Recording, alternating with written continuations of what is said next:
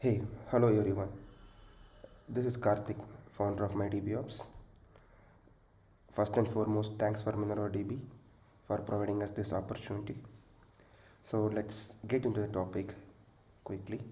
So we will speak about how the MySQL Shell, this toolkit, can be used by the database engineers effectively in their production and their day-to-day operations. So bits and pieces about me. So I am Karthik Paya. So I have a 11 years of around experience with MySQL. I have used to work with Yahoo before starting this, and I used to speak on various conferences and I used to blog about MySQL.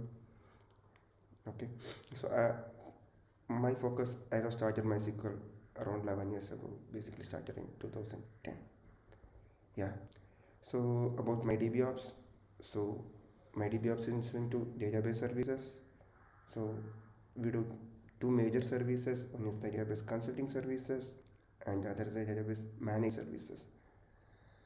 And we focus on the top three open source databases like MySQL, Mongo, and Postgres, and MySQL and its ecosystem, which involves MariaDB, Percona servers, Galera clusters, and everything. And we also support the database on premises and on cloud, and we are partner with AWS also. We are a AWS consulting services partner. Okay, so let's get into the agenda. So first and foremost, we will see about what is MySQL Shell, and we'll have an overview about it. And MySQL Shell also has many inbuilt utilities which can make the DBS life or the DBS life better. We will have a view on that, and then how MySQL Shell can be extended for the day-to-day engineering needs. So the most suitable audience will be the DBEs, DBAs, DBREs, cloud DBAs, DevOps engineers, or even the SREs. So MySQL Shell. The MySQL Shell was a command line tool, and it started way back with the MySQL 1.0. Sorry, MySQL Shell 1.0, and later, now to coherent with the MySQL Server release, now the versions has become 8018 or 8022. That's how it's moving. So you can consider it as a framework. MySQL Shell as a framework, and it is a Python based toolkit. When you say Python, it supports the latest Python 3. Of course, they have the backward compatibility for Python 2 also. So this shell as a toolkit, it can be used as a code editor too. When you say code editor, yeah, like it supports code. It supports three different kind of languages. We will see it in the further, and it also has a support for APIs. So it's not only so with APIs we can make much more automations with the URI and stuffs. And not only that, it supports MySQL. Of course, it supports everything which just uses a MySQL connector. You can use it too for MySQL, MariaDB, Percona server, and MySQL for RDS like Aurora or the RDS instances. So when it comes to MySQL, it predominantly supports 5.7 and 8.0. And when it comes to MariaDB, of course, it can't expect the login path or these kind of supports, but still the direct native authentication is there. And obviously it is a complete open source toolkit based on the GPL v2. Let's see, over to the shell.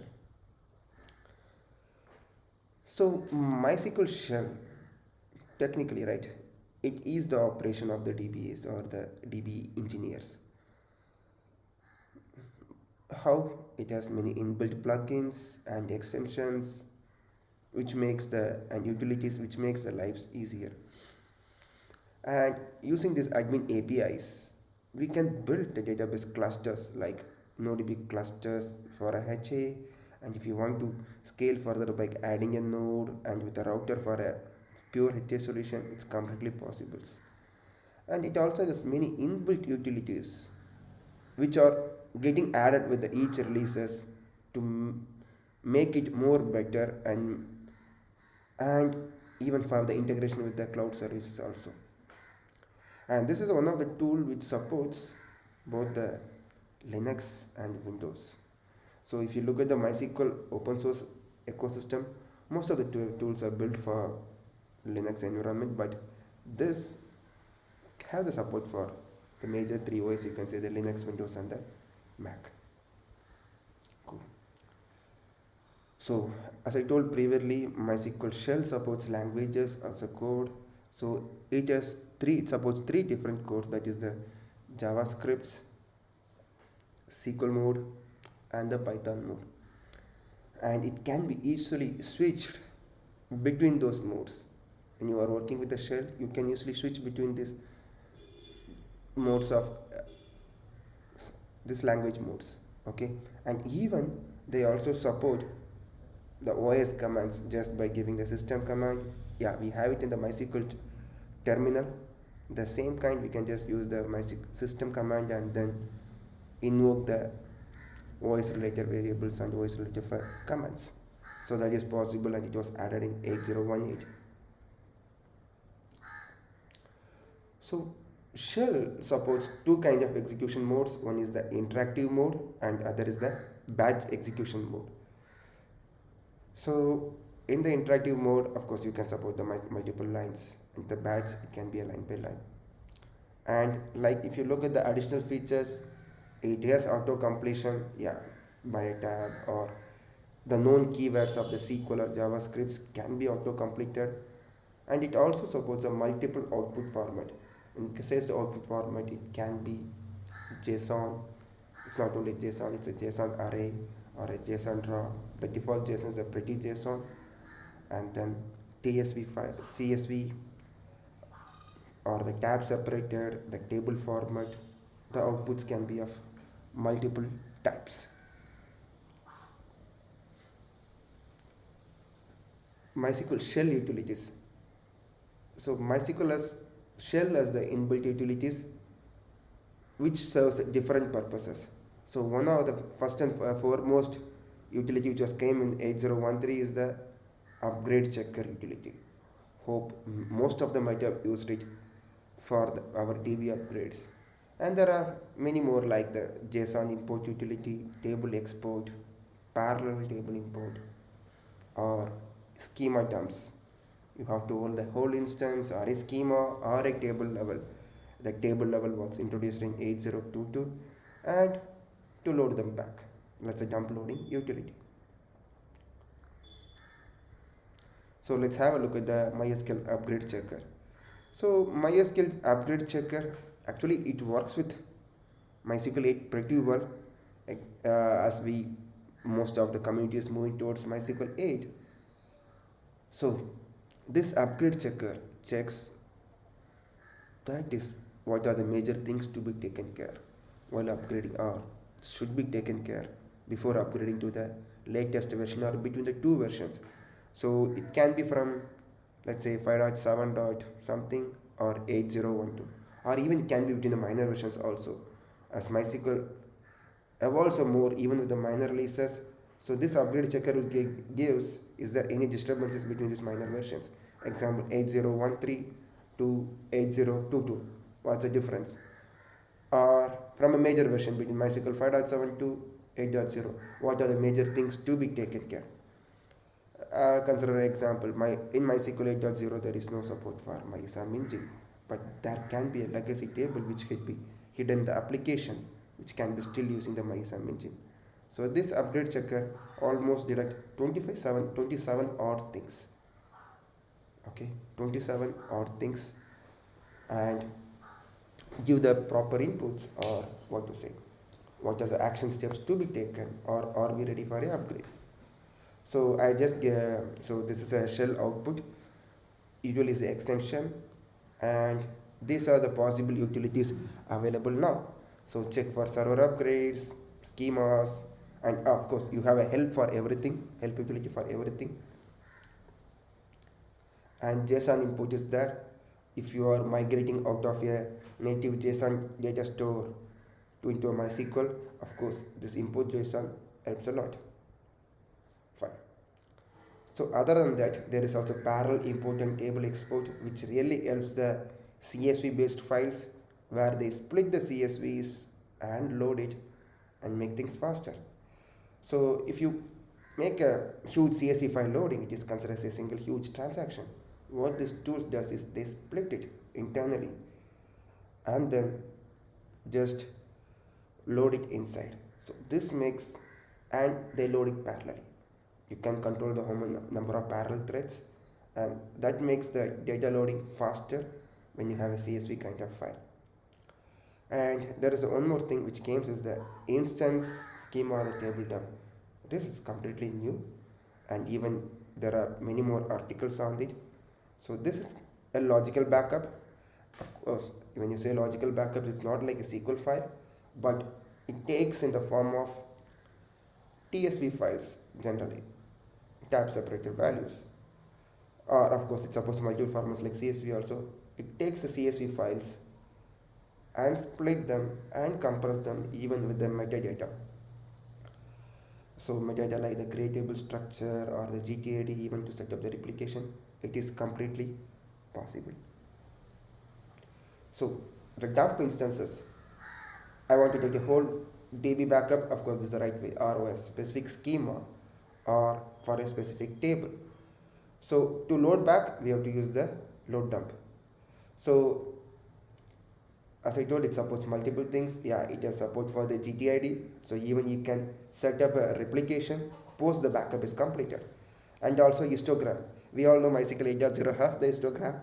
And once the logical table rebuild is done, the histogram should be analyzed for the queries to use it perfectly. And so with the recent release of 8.022 in MySQL Shell, they have support for the OCA also. So OCA is the object store like the Amazon S3, where you can push it there and load it directly. So we have tested this in our environment even for a single table. While comparing to the other available logical backup tools, the performance boost is huge. So we have just given the graphs what we have tested. So MySQL Shell for database engineers. Let's see how the shell utility can help the database engineer further, because we have seen the utilities which are already internal, and we can see what are the other extensions which are present internal to make their DB's life better. So MySQL Shell, as I told you, as a single tool, you can connect multiple instances of multiple architecture. So MySQL Shell is an internal password store, which is it's a secret store, you can say. So it encrypts the password and store it. So you can switch to different instances instantly or different architecture. So it can be a cluster, or it can be a master, it's a replica set, or even a standalone, or it can be any cloud. So a single tool, right? Like from a single command, like a DB don't want to log into multiple machines. So he can just switch the connections and then do the operations instantly. Of course, yeah, so they can support the complex DB architecture, like to check the health of it. They can complex a complex DB architecture, yeah. So deploy HA clusters. So with MySQL Shell, we can use it as an admin API. We can use it and deploy the HA solutions like the InnoDB cluster with the router. So it makes things completely asynchronous one. Like router will take care of the load balancing and the HA in case of a node failure, and the cluster will give you synchronous data across the nodes. And even you can create async nodes with the InnoDB replica set. And if you want to play with the MySQL sandbox or the DB deployer, of course there is a provision for that also if you want to play with it. Yeah. How the InnoDB cluster can be. So there are multiple steps. Now I have pulled something from open source. This is a blog written now, and also has given his code in the. So I'm just taking as a sample. Here it's just a step. So you've gone through this blog, right? He just makes the 3 hosts, and then he's trying to the JavaScript. So it looks for the my password, and then that's it. Only a couple of you have to set names, and then import the. So it will be pretty straight compared to what the information. That's much more better one. So I was just here. So I dig further and git, and I also made something for the replica set also. So what it needs, even for the InnoDB clusters, you just need a MySQL to be deployed, maybe an Ansible playbook or something deployed parallelly, and then need the user access. You deploy the source, so you mention this is the source and two new nodes. They connect, rebuild the nodes or add the nodes using the clone plugin. So clone plugin is another feature that comes MySQL 8017 and which is extremely fast compared to the other hot backup solutions available in the market. So it seems so you are getting rebuilt, so you don't want to wait, and even the replica. So this is scenario. Usually traditionally when the DBS take a backup, right? This might take a MySQL dump or backup, take the backup and to restore, and then for the apply log phase or MySQL dump the import will go on and they move. Yeah, because no clear notification when the backup apply log is completed. And then they came back and they set the based on the portion they have. Now it will be huge because the time taken to set up the replica, it's a general human, we might miss it. So now with the cluster, this clone plugins just take the data in the background, build a new node and set the replication in, so you won't face a lag. Once online, the lag will be very minimal and they get synchronized. So your replica setup is taken care by. So this clone plugin, it can be used with Percona extra backup or not sure what. Depending it can be used with extra backup with MySQL, sorry, Percona extra DB cluster with MySQL 8.0. It can be much better. Okay. So yeah, and on top of it, you can also write custom shell plugins, and MySQL Shell also has, yeah, I haven't mentioned this feature. It also has reporting modules there. If you want a specific set of reporting query to be called or scheduled, that can be done too.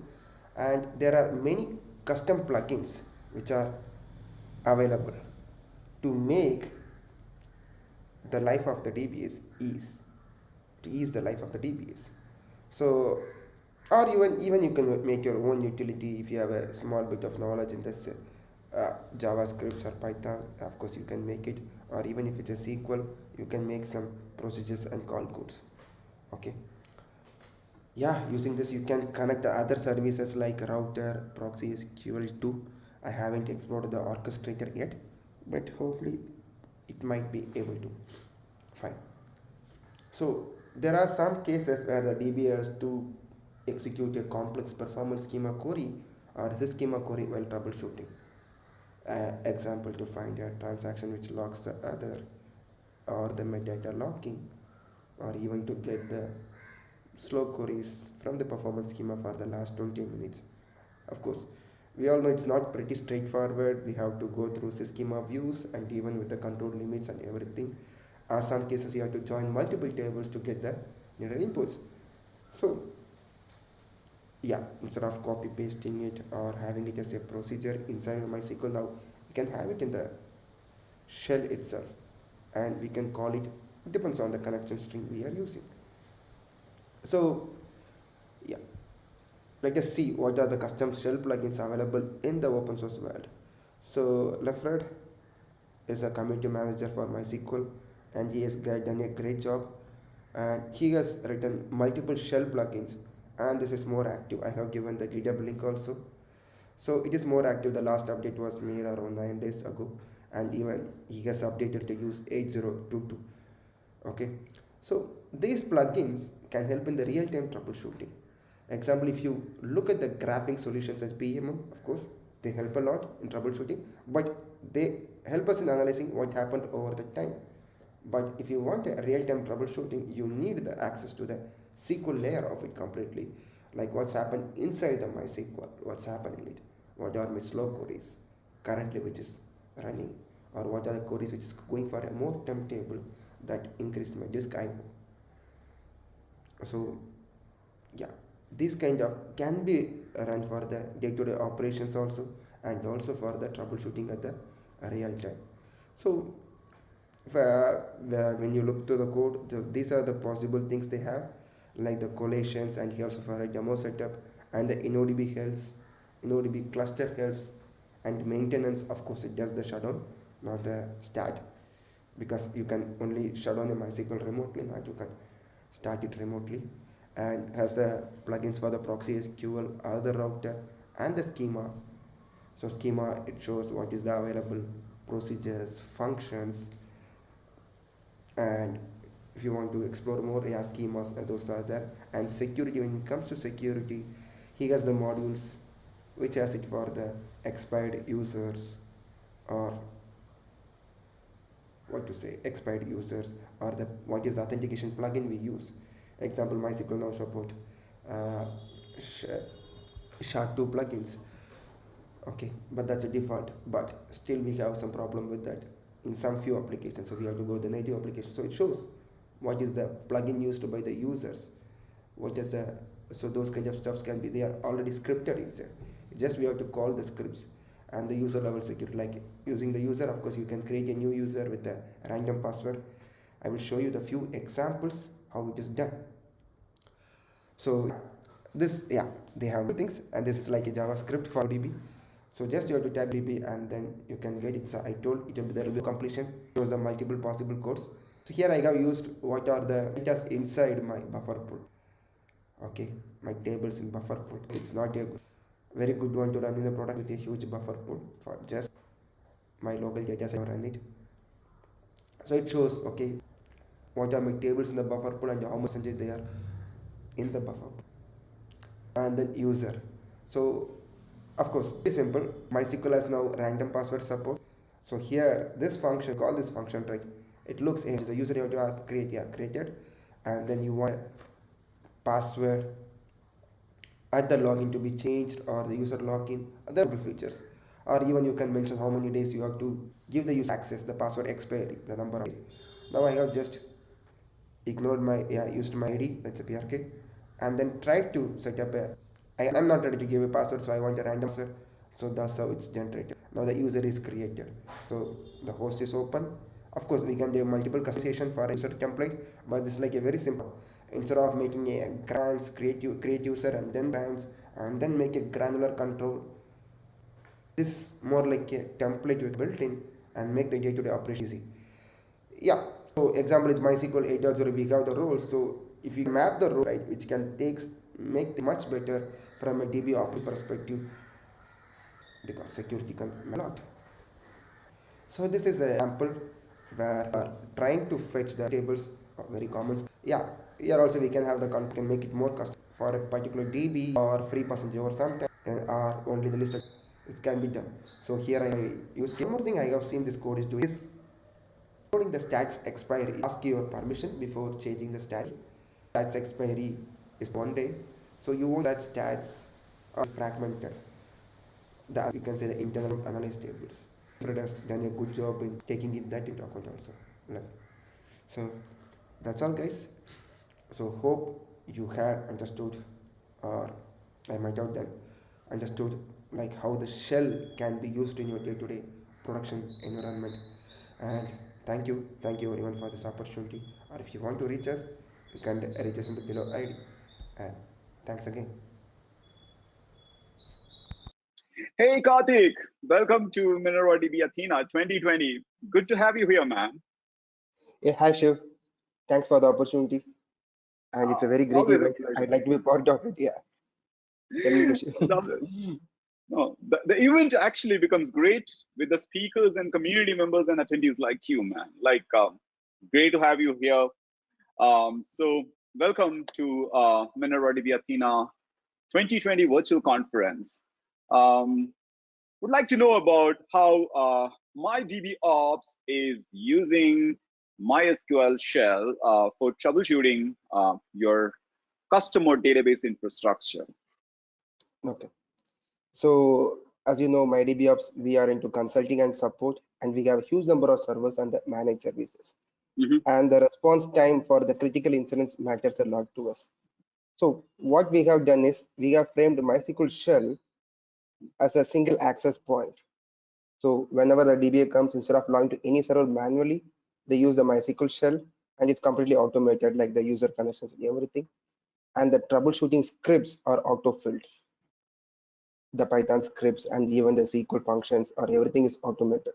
Like it will be auto-filled and it helps them in troubleshooting faster. Let's give a simple scenario. Let's say somebody wants to make a schema change. Hopefully we all use the online schema change as everybody, like the PG toolkit. But it makes sense.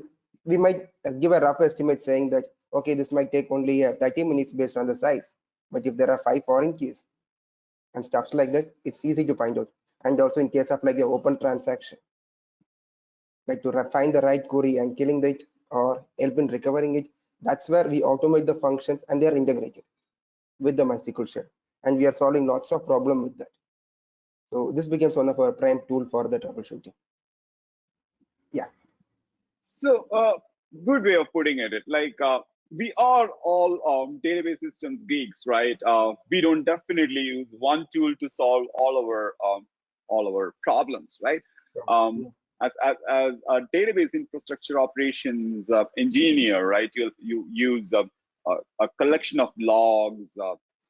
Specifically in MySQL, you use the error log, you use slow query log, you use the audit log, you use performance schema, you use time series monitoring, either a hosted or a free one, something like a Percona monitoring management, or your own plugin one on Grafana. So how do you complement all these things? Definitely MySQL shell is not to supplement something else, right? It's all there to complement each other, right? Where do you Exactly. integrate this? Exactly. So as you said, right, it all integrated well. So it's not complementing any tool, but it is integrated with the multiple other tools. Example, let's say we have the performance schema, and I want the queries for a particular duration. Now I have a function which can be called from a Mm-hmm. MySQL shell for a particular host. Mm-hmm. Might have a client who has 100 hosts, and Mm-hmm. only one of the hosts can have it. So it will be Mm-hmm. easy to trigger and collect what are the queries which are run Mm-hmm. at the time from the performance schema and give a better insight for Mm-hmm. the troubleshooting. So it's like we are using performance schema and also the schema might be aggregated views, but for a time duration or a timely basis, if you want to recover something, that makes a huge stuff. And also for the optimization of the variable. Sometimes when you have a new server, you won't have the every variables optimized accordingly for the workload. So to analyze and get the things in standard, this tool like Shell, it really makes a lot in our production workload. Okay. And with the MySQL 8, right, we are also evolving a lot with the way we handle the servers, like with the inbuilt utilities of the MySQL shell. Also, we use a lot for the maybe like upgrade checker or the data loading platforms. We use a lot these things. Yeah. So usually it is Perfect. integrated with example for failover and switchover scenario. Also, we also have this proxy SQL modules integrated for the failover switchover attempts needed. Do you want to share with us something very real life scenario which you have integrated your MySQL shell ecosystem to the customer database infrastructure and um, solve the problem more intuitively? Yeah. So basically, as you all know, the HA is really picking up with the clustering Mm-hmm. solution like the InnoDB clusters Mm-hmm. and the new additions. So with MySQL shell, right? So what recently we got solved is previously we used to rebuild the servers using extra backup in case of Mm-hmm. a node failure or whatever, but took a lot Mm-hmm. of time. Now we have the clone plugin with 8017 Mm-hmm. MySQL clone plugin. What we have Mm-hmm. done is we use the integrator, we have integrated with MySQL shell completely for the data Mm-hmm. tables and also for the replica setup, even before the replica sets came in. The InnoDB replica and stuff like that came in. Because so that's all the most of the problem. And also the one way we are also using is in a cloud environment like RDS. Mm-hmm. Like in RDS, you don't have access to the console, but you need Mm-hmm. all the logs of the. So we have all the slow logs pulled via the S3. They are stored in the Mm-hmm. S3 and they're accessible easily via these kind of tools like Shell for a node specific. Instead of making more complex thing, we use a Mm-hmm. shell and get the details listed immediately. So Mm-hmm. that makes a lot. That's also lots of the problem with Mm-hmm. using Shell. Yeah. Mm-hmm. So as I told, right, as a company, we use multiple tools. Example, we use PMM a lot. Yeah, Mm-hmm. yeah, very lot more for the PMM 1 and 2. And also we also use the Ansible for the deployments. Mm-hmm. So with Shell, we are making our operations easier. We are just trying to make the DB operations and the real-time troubleshooting very easier, and we are narrowing down the issues very quickly while comparing with the previous ones. Because instead of copy paking a SQL command from a performance demand, everything, now these things solve the use case very quickly and swiftly. Yeah. Cool. So if I understand you correctly, one, you're using MySQL Shell to troubleshoot your MySQL ops.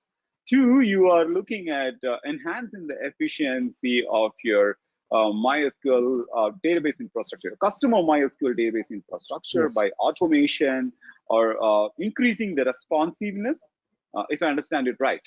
Yeah, you are right. Okay. So example, like in the operations, because now the time for rebuilds has come down massively with the clone plugins and stuff like that. Now we are automating it much more and reducing time. And also one of our recent use cases, we have a close to a terabyte of data to be rebuilt for partition. Of course, we can use MyDumper, but what we felt is this MySQL Shell utilities, the inbuilt utilities for the DB dumps and backups, they are really faster. They are really faster and more safer than the existing marketing tools. So we have explored it and we see a very good result also in that. So this is one of the problems we got solved recently, I would say. Yeah. Got your point. Got your point. Got your point. Thank you. Thank you, Karthik. Thanks a lot for taking time, joining this call, speaking in MinervaDB Athena 2020. Wishing you good luck for you and your team for 2021. Happy holidays. Thanks, man. Thank you, Shiv. Thanks a lot. Nice meeting you. Yeah. Yeah. Pleasure, man.